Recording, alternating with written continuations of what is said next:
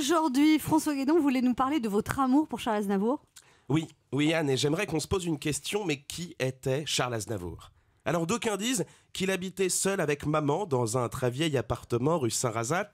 Alors bien sûr, je vous parle d'un temps que les moins de 20 ans ne peuvent pas connaître.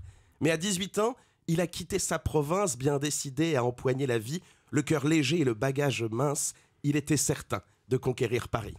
Dans les cafés voisins, ils étaient quelques-uns qui attendaient la gloire et bien que miséreux, avec le ventre creux, il ne cessait d'y croire. Oh, le travail ne lui faisait pas peur, il était un peu décorateur, un peu styliste. Il a d'ailleurs travaillé des années sans répit, jour et nuit, pour réussir, pour gravir le sommet. Et il s'est vu, en haut de l'affiche, en 10 fois plus gros que n'importe qui, son nom s'étalait, et il s'est vu adulé et riche, signant ses photos aux admirateurs qui se bousculaient. Il était le plus grand des grands fantaisistes, faisant un succès si fort que les gens l'acclamaient debout.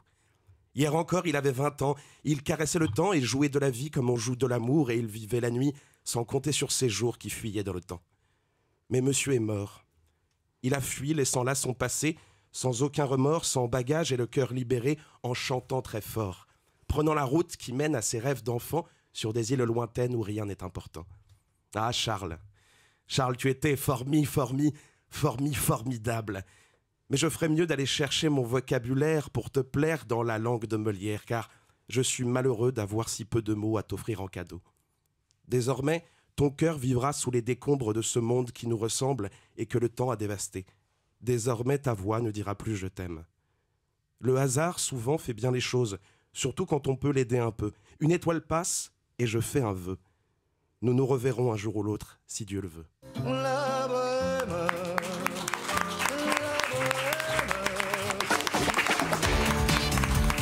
Anne Romanoff sur Europe 1.